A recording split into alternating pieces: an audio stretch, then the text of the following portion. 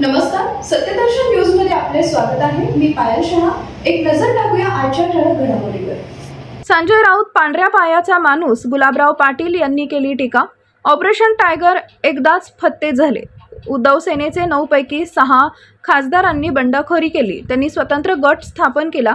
त्याला लोकसभा अध्यक्ष ओम बिर्ला यांनी मंजुरी दिल्याचंही समोर आलंय. आता ही फुटीर खासदारांचा गट शिंदे सेनेत विलीन होण्याबाबतच्या चर्चा रंगल्या.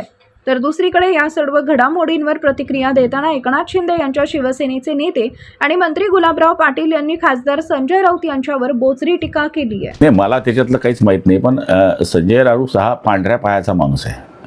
म्हणजे आपण पाहिलं असेल की हा याने ज्या दिवसापासून सूत्र स्वीकारले त्या दिवसापासून अधोगतीच लागलेली आहे.